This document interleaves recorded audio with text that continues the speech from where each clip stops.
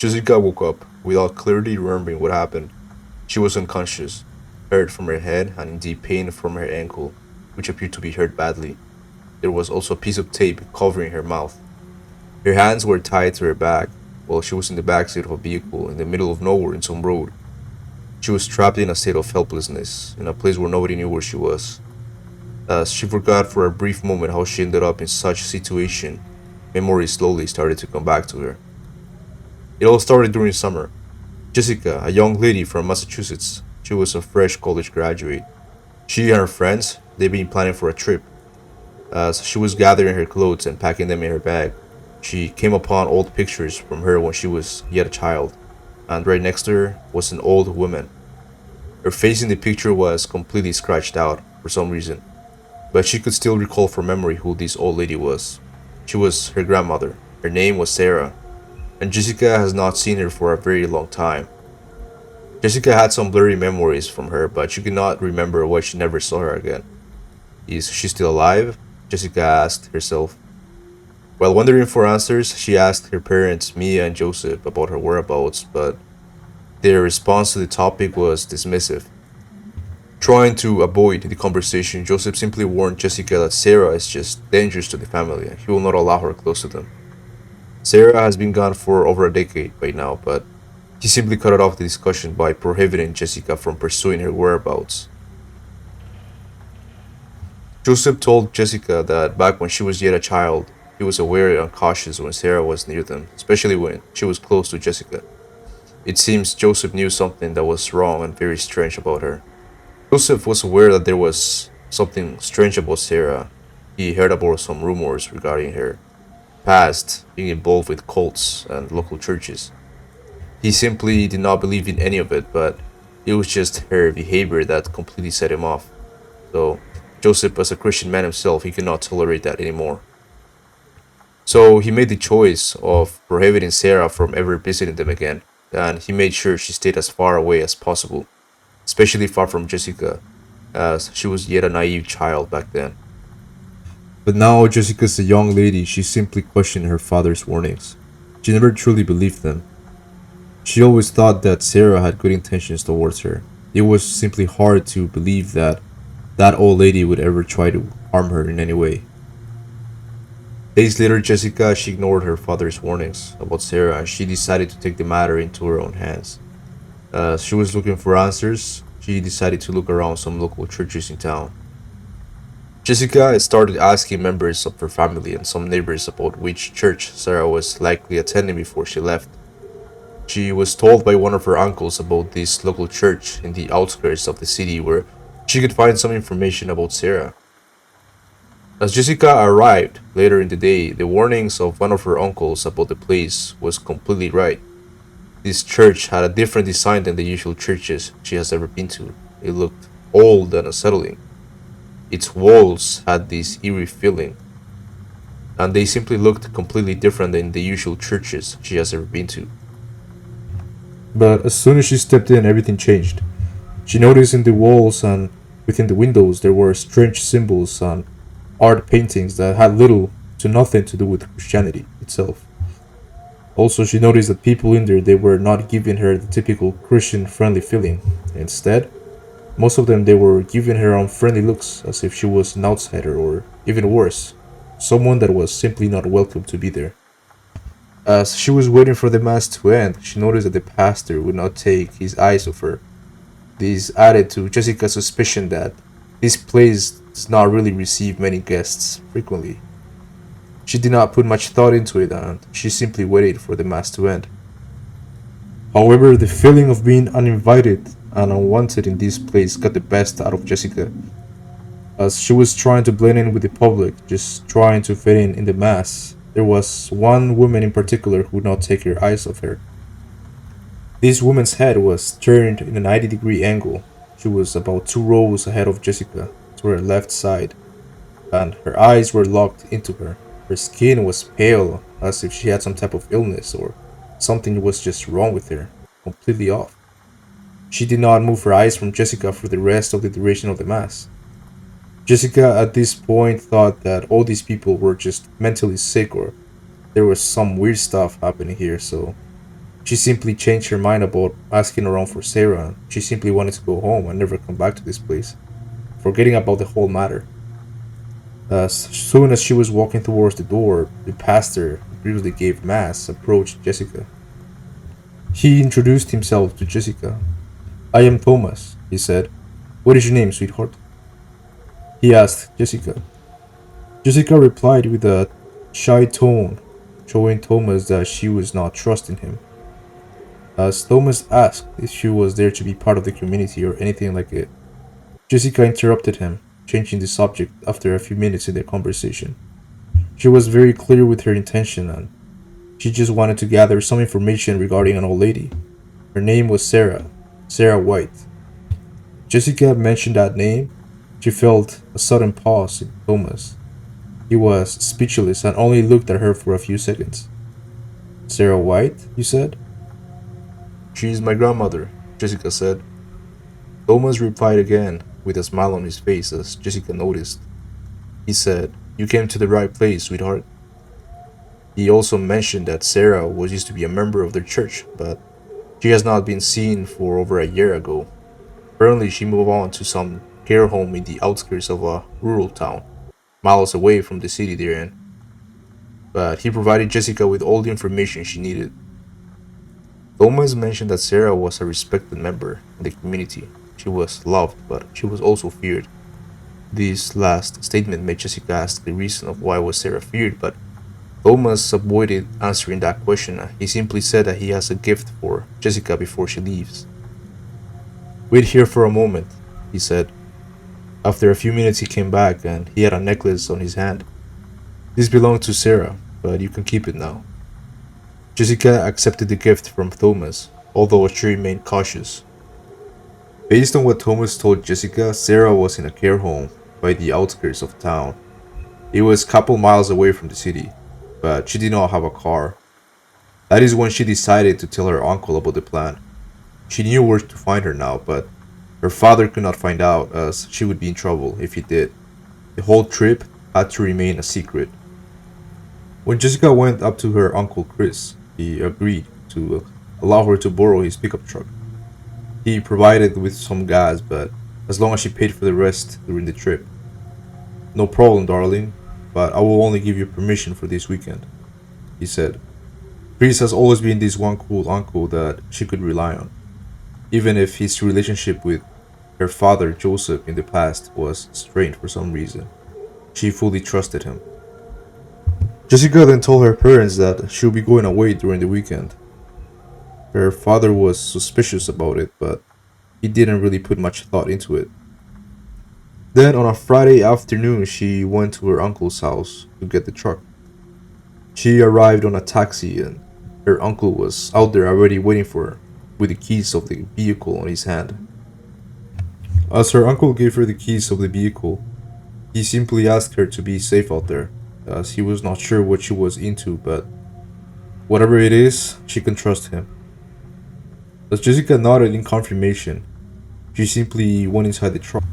As Jessica drove off in the truck, she noticed that the GPS was marking the location was a couple hours away.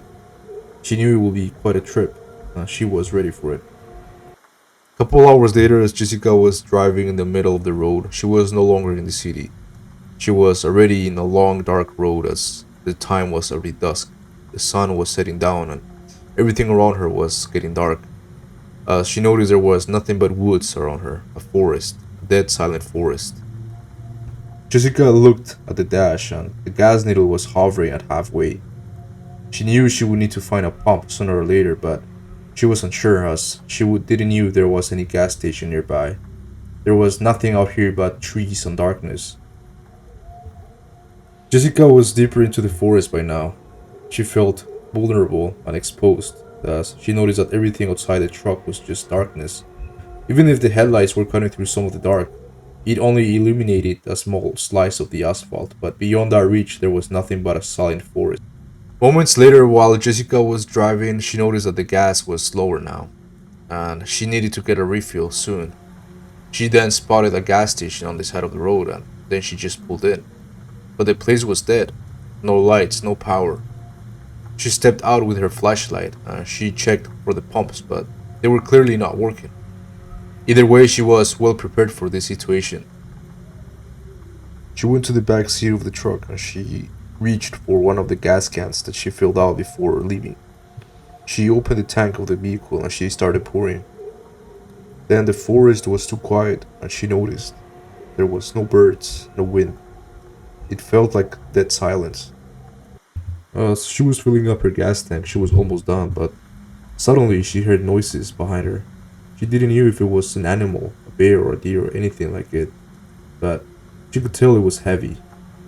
She turned around, she couldn't really see much as everything was just dark, so she used her flashlight to illuminate whatever was in front of her. As she was using her flashlight to look around, she noticed there was something standing there, behind one of the pillars of the gas pumps. He was unusually tall and it didn't really make sense that there was a person there in the middle of nowhere. Jessica immediately picked up the gas can and closed the tank, and she simply went back to the vehicle as fast as possible, but she was not sure what she was looking at. As Jessica took a closer look to it, whatever it was, it did look like a person, but it was standing behind one of the pumps, and he didn't really appear to be wearing anything at all. He appeared to be a naked individual. She didn't really make much importance out of it. Everything she wanted was to get out of there. She was trying to start the vehicle. The truck was not really turning on. Its engine was not starting, and she was panicking already. As Jessica was trying to leave the place, she could not start the engine on. She noticed that that thing, whatever it was slowly coming closer to the vehicle. That's when she panicked, but she still kept her composure until she managed to turn on the vehicle. It looks like its engine scared it off as she noticed with her flashlight when she was pointing at it right again. She saw how that person, or whatever it was running back to the woods in its force, as if it was some type of human trying to be an animal or anything like it. Jessica, she was shaking. She thought about going back to the city, but she was too close to the town already. She could not stop now. She put in the gear and kept driving. Later through the night, Jessica finally arrived to the town. She was tired and she was scared after all those previous experiences. As she entered in the town, she noticed that the streets they looked like they needed some maintenance. The houses looked old and rusty. Everything around her looked like she was from the 70s, but there was nobody there. It looked empty at first until she was passing by one of the houses while driving around. She noticed that there was someone in the top windows looking at her, as if someone was already expecting her to arrive. It was very late at night, so it didn't really make much sense that someone would just be staring in the window in the middle of the night to the road. So she got suspicious, but she didn't really pay much attention into it. She was just looking for a motel to spend the night. After a couple of minutes of driving around in the town, she noticed that there was a motel nearby and she parked her pickup truck there. She stepped in and she noticed that everything just looked old and the paint of the walls that were just peeling off. She noticed that the whole place needed some maintenance, but she didn't really have any other options. Jessica introduced herself to the clerk and he simply cut her short. "Give me the cash and I'll just give you the keys," he said. Jessica reached through her pockets looking for some cash, and once she gave him some cash, he gave her the keys of the room she would spend the night in, and so she did. As Jessica stepped inside the room, she closed the door and she went to take a bath, but not so long after, while she was trying to get some sleep, she was hearing some noises outside steps, or just as if someone was walking around, but she didn't really care much. She finally managed to get some sleep after a few minutes. Then, a couple hours later, Jessica wakes up. She opens her eyes and she notices it's morning time. She gets her stuff ready and she puts on her clothes. But as she leaves, she noticed there were traces of someone that was walking around in the outside of her room. It was definitely during the night, but she didn't really give much importance into it, although she understood that this was something very weird, especially in an isolated town that has very few amount of people. Jessica knew this whole town was a strange place, isolated, miles away from the city, but She only cared about seeing Sarah before just leaving this place. I'm probably never coming back again. Jessica went to get some food in a nearby store, but as soon as she stepped in, she noticed some people were awkwardly staring at her. She was aware that probably all these people knew she was an outsider, as this town was a very small community full of aging individuals.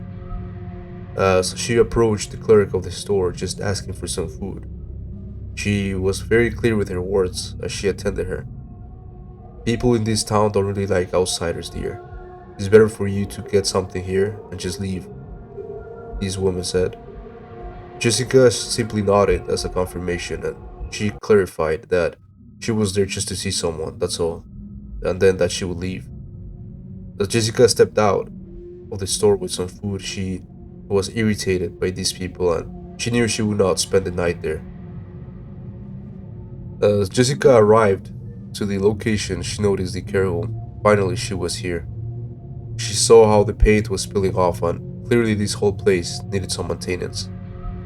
As soon as she stepped in, she was already in the waiting area, and she noticed some people there were just minding their business. She went to speak with the receptionist. She told her she was looking for a lady, old lady called Sarah White. As soon as she mentioned his name, she noticed how the whole place looked at her. She didn't know why they all knew Sarah White, or what was her reputation in this whole town, but clearly she got attention after mentioning that name. Did you just say Sarah White? That woman asked. Jessica simply nodded as a confirmation, but that woman's facial expression went from warm and welcoming to cold and nervous. Her skin was even pale out of nervousness. She was visibly scared and shocked. Jessica didn't bother on asking her why or what's wrong with her. She was simply waiting for the room number.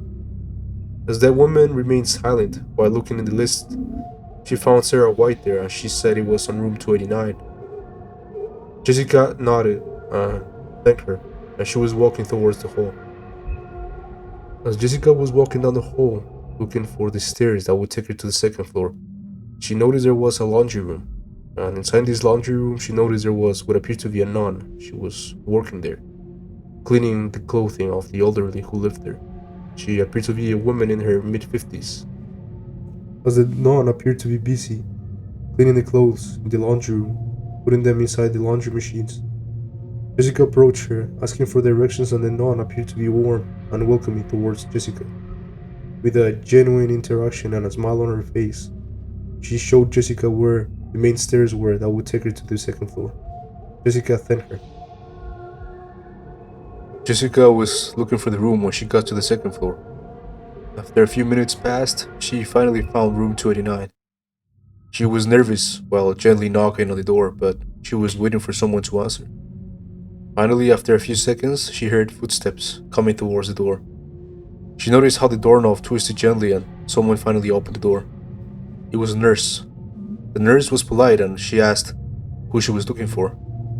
I'm here for Sarah, Jessica said.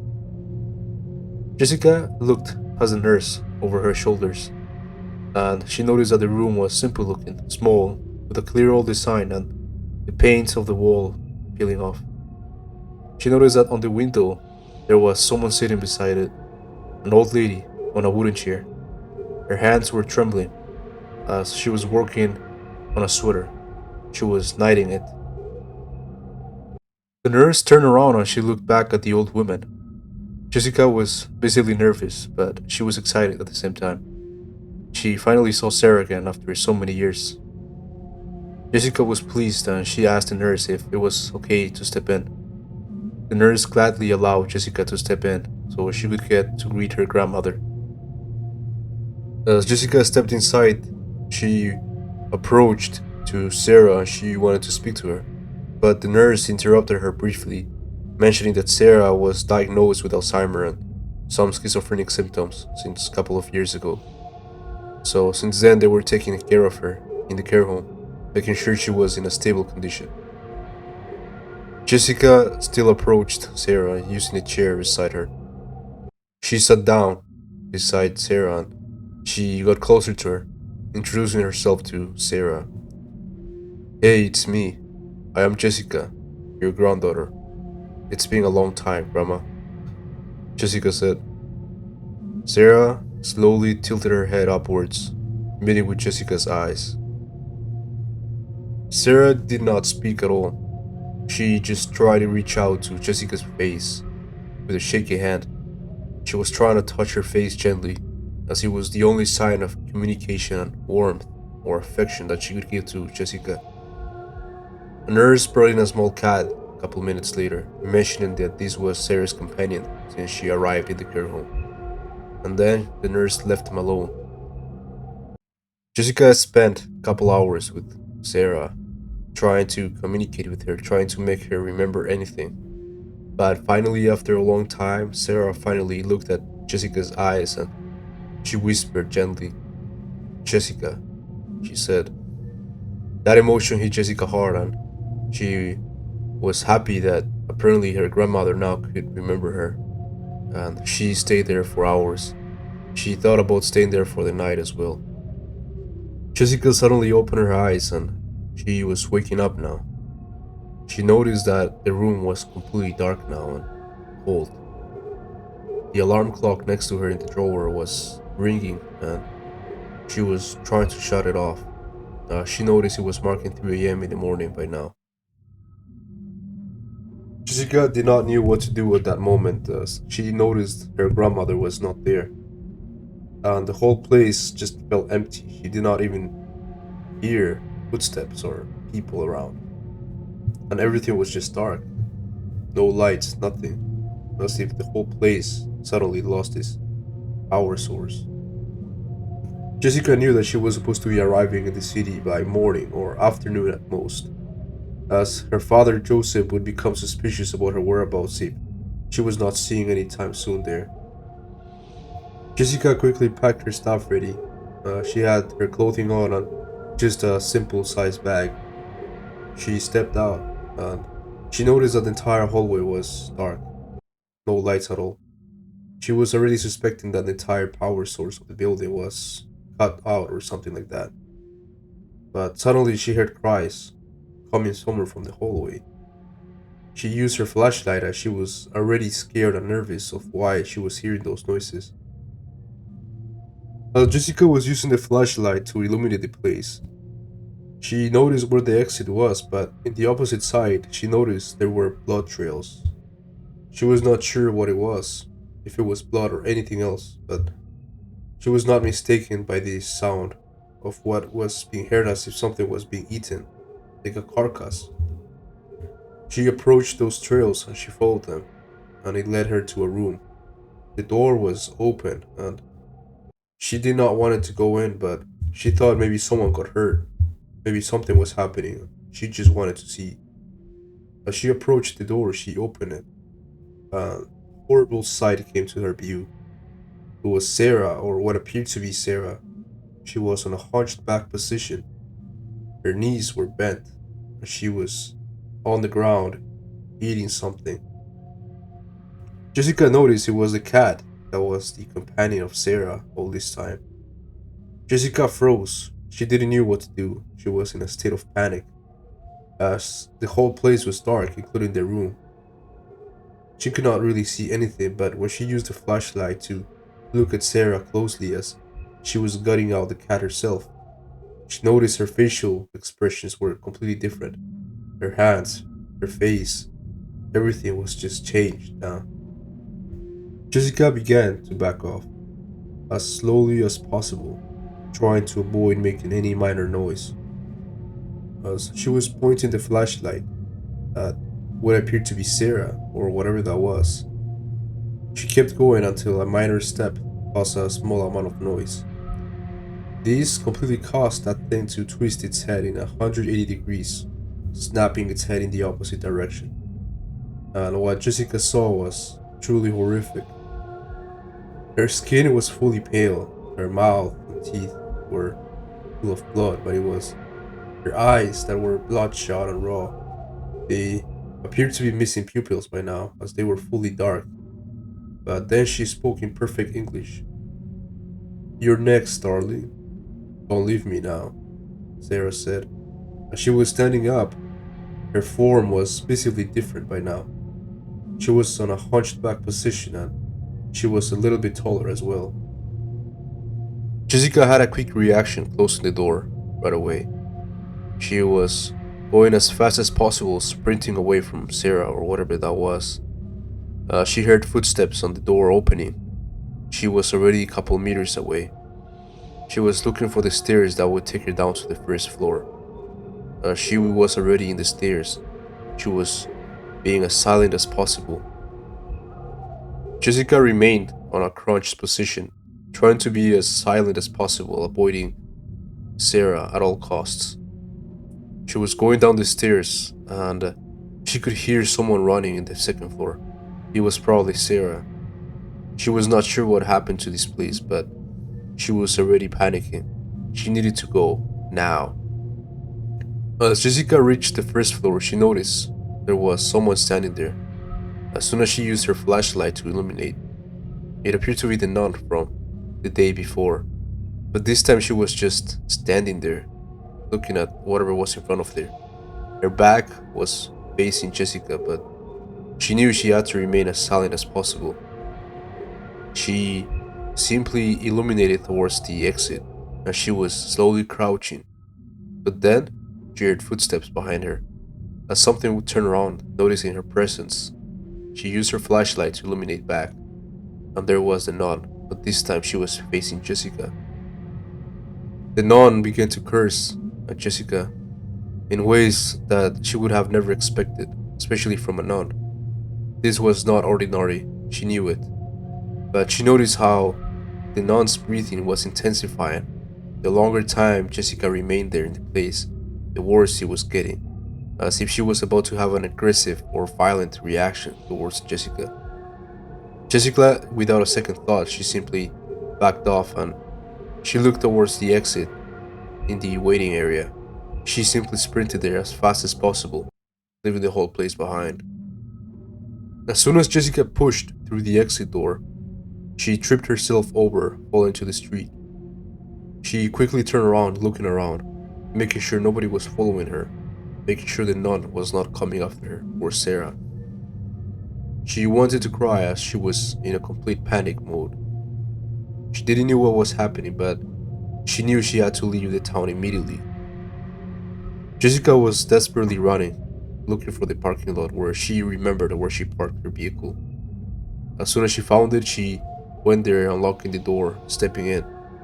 She was desperately trying to turn on the engine so she could leave. As Jessica was attempting to start on the engine of the truck, her eyes were constantly looking at the dark entrance and dead windows of the care home, wondering if more of them would come out looking for her. Finally, after many desperate attempts, the engine finally turned on. As soon as Jessica heard the engine, she slammed her foot into the gas pedal, driving off as fast as she could. She reached the main street and drove out of town, desperately pushing the truck to its maximum speed. The truck's engine was roaring through the empty, dead streets. The sound was probably being heard throughout the entire town in the middle of the night. Once she exited the town limits and she was in the main road, she reached into her pocket immediately, taking her phone out and dialing in 911. Jessica's hands were trembling. She was picking up the phone, she was crying and in a complete state of panic. She didn't know what to say and her voice was barely recognizable. They attacked me. They tried to attack me. All of them are crazy, Jessica said. While on the phone, the operator was trying to calm her down, mentioning that help was already in the way. Jessica was crying on the line with the operator. The lady in the other side of the line was trying to calm Jessica down, but Jessica was desperately explaining her coordinates and she was claiming that everyone in that town was possessed or crazy, that they were all trying to attack her. While Jessica was explaining everything to the operator, she suddenly saw a car approaching from the opposite side of the road. It was going in the opposite direction at high speed. Jessica went quiet for a moment, trying to analyze the situation. She didn't know what to do. She was thinking it was just another vehicle passing right by her and going towards that town. Maybe they were paying a visit or something. The operator from the other side of the line was calling Jessica's name as there was a sudden moment of silence coming from Jessica. Jessica didn't know what to do. She didn't really pay much attention until the vehicle passed right by her, and as she was checking on the rearview mirrors, she noticed how that vehicle made an aggressive U-turn, now switching to her lane, from behind her vehicle now. She was being persecuted and she knew it. She screamed on the phone. "He's chasing me," she said. "He's right behind me." The operator was urging Jessica to take a deep breath, to calm down and explain the situation, but Jessica stepped her foot on the pedal, going faster. The operator was urging Jessica to escape from the road as soon as she could, to reach the city as fast as possible. She was telling that there was help on the way, while trying to calm Jessica down. Jessica didn't notice, but the vehicle from behind managed to get close enough to her truck, bumping the side rear of the truck and causing Jessica to lose balance while driving at high speed. This made the truck tilt sideways. The entire vehicle flipped on its own weight. It flipped all over the road, destroying the truck in the process. The accident was brutal, and Jessica did not manage to keep her composure. She lost consciousness in the process, hitting her head very hard. Everything just went dark. Jessica suddenly wakes up with pain in her head. She tries to move, but her hands are tied to her back. She can no longer use her hands. She tries to speak. She notices that her mouth is covered with a piece of tape. Then she notices that one of her ankles is probably injured as she struggles to move her legs properly. As she's trying to understand what's happening, she starts remembering. Memories start coming back. She remembers the accident and the car following her. But then a voice she hears from the driver's seat is what catches her attention. "Don't worry, sweetheart. It will all be over soon," he says, with a cold, serious tone. When she hears that voice, she looks at the rearview mirror, noticing the face of the driver. But after a few seconds, she knew who it was. She had met this man before. It was no one else but Pastor Thomas.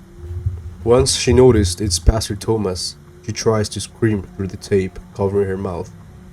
She starts moving aggressively, attempting to free her hands, but it was all in vain as she was tied with a lot of tape. She's unable to do anything at that point. Then everything gets worse, as she noticed that they are only a few meters away from arriving back into the town she previously escaped from. That is when she loses control and in a complete panic mode, she starts kicking everything around her, including the front seats and the windows. She manages to shatter one of the windows of the vehicle in the back seat. While keeping control on the steering wheel, Pastor Thomas manages to grab hold of Jessica with one of his hands, avoiding her from jumping off the vehicle. "Calm down, sweetheart," he says. "You will see your grandmother Sarah soon enough." Jessica keeps trying to escape, using her legs to kick Pastor Thomas while she. Hours later, the police finally arrived at the scene where they received the call from. They initially inspected the surroundings, including the gas station nearby. They were looking for any witness or any sign of Jessica. One of the cops pulls out a necklace out of the crashed vehicle. He notices it has a strange symbol on it, but he is very well aware this could serve as a valuable piece of evidence. He grabs a plastic bag to store it there. So far, the only piece of evidence they had was a necklace. As they inspected the vehicle, they noticed how devastated it truly was. But there was no bodies around. The driver's seat was completely empty. There was nobody here. They searched around, but there was nothing. They immediately called for backup as they knew the nature call of the 911 was not natural. They knew something happened. They needed some reinforcements. By next morning, two FBI agents show up. They were given instructions about how Jessica was previously chased while she was on the phone call with the operator, and the fact that she mentioned that people in the town were aggressive towards her, trying to attack her. Initially, they didn't quite take her seriously, but they wanted to get the job done, and they wanted to find Jessica or her body. As both agents were tracking Jessica, they finally arrived at the town a couple hours later. As they initially went in, they noticed that people in there just looked different than the people in the city. It was expected. They don't really like foreigners or outsiders. As they were inspecting cameras and they were following traces of Jessica, they managed to get all the way to the care home. Once they arrived, they were greeted respectfully by the receptionist. They were asked for what was the reason they were visiting such an isolated town. One of the agents cuts the conversation and he points out that they're there looking for a girl. Her name was Jessica. She made a 911 call one day before. She claimed that she was being followed and attacked, and all her traces led them to the care home. Oh, Jessica, the receptionist says. Yeah, of course. Actually, she's here now. Do you want to see her? The agents immediately are intrigued and surprised. They were not expecting such response from the receptionist. As the receptionist leads them to the second floor where Jessica is, they go by the laundry room and they notice there is a nun cleaning clothes there. She is using the laundry machines and she greets at them with a friendly manner. Once they reached the second floor, they saw all the nurses walking around doing their job. Everything seemed normal, but everything changed when they entered the room where Jessica was supposed to be. The agents enter the room and notice that Jessica is knitting a sweater. She looks weird. She looks completely off. She stares at the agents with dead eyes. Her expression is totally blank. Beside her is an old lady. It was Sarah. She was also sitting in a chair. She was knitting a sweater. They also see a man standing there. He was reading the Bible to them. He appeared to be a pastor or someone of religion. As he notices the officers entering the room, he closes the book and puts it aside on the table. He introduced himself in a friendly manner, showing hospitality. Hey, I am Pastor Thomas. What can I help you with today, officers? Immediately, one of the agents notices that there is something wrong about that place. The behavior of Sarah was strange. There was something off about that girl, and they both knew it. Jessica was staring at both agents with dead eyes. She continues knitting the sweater. Shortly after, Pastor Thomas has a smile on his face. As he tells them they can stay as long as they want, he claimed himself to be a man of God.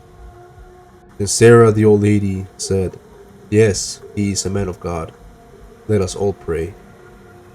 One of the agents proceeded with the investigation, but suddenly his partner noticed a pattern. It was that symbol. He remembered.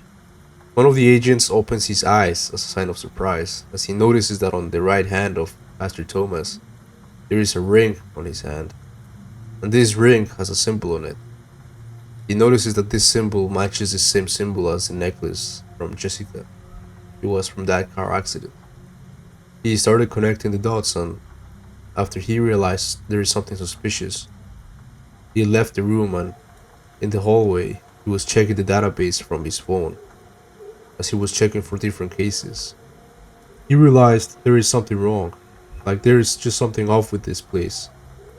After he was checking cases involving some serious threats, that's when he realized that they were not dealing with anything ordinary. He stepped in and he was talking with his partner. There is something very serious going on here. We need to leave now. I need to talk to you in private, he said.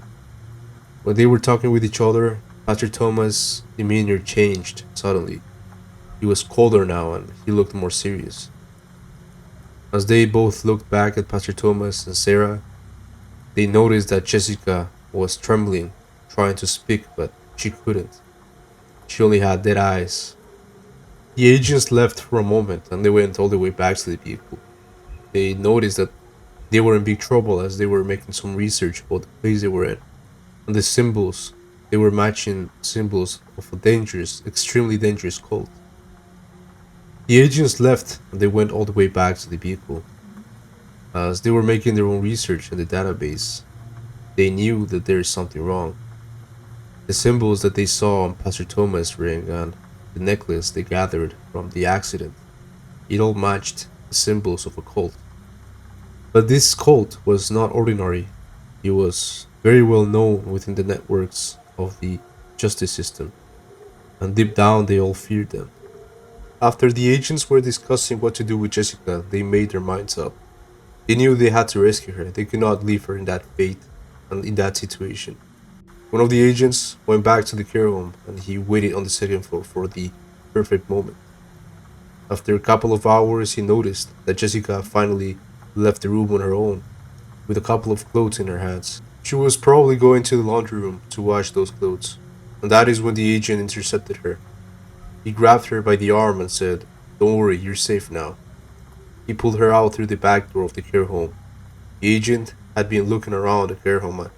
When he first arrived, he knew where the exit door was already.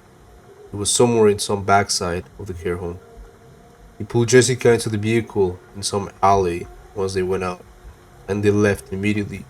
The agents stepped inside the vehicle. The one who rescued Jessica noticed that there was something strange about her, but he just assumed she was probably under some heavy drug influence. The driver slammed his foot on the gas pedal, speeding through the streets of the town as fast as possible. They made a hard right turn and they were passing by the main doors of the care home. The engine was very loud as they were blasting through the exit of the town. Everybody there was turning their heads around, looking at them. They got too much attention. But once they finally exit, they were driving towards the horizon and they were clear. Finally, in the clear road, as they were leaving the town behind, one of the agents, the one in the driver's seat, called back the station immediately. As he was reporting a successful mission, he stated that they found the hostage and they rescued her. She appeared to be influenced by heavy drug usage. It was blatantly obvious that she was being held against her own will, and the man that was accompanying her and the old lady in the same room, he had a ring in his right hand. This ring had a strange symbol that they could recall from memory. This belonged to something they knew about. As they were suspicious, they actually checked in the databases and they confirmed that this symbol belonged to a very dangerous terror organization operating as a cult deep in the United States. While he's driving talking through the phone, his partner in the passenger seat, he pulls out the plastic bag containing the necklace inside. As he looks at it, he says, "This is one strange looking necklace," almost joking about it. But neither of them realized that in the back seat, Jessica was no longer the same Jessica anymore. She was something different now. As the agent mentioned the symbol of the necklace, a wicked smile slowly began to appear on her face. It was neither innocent, neither joyful. Her soul was not the same. A real change happened within her. As they were driving towards the horizon, it was already too late for them to even realize that the lady in the back seat was not Jessica anymore.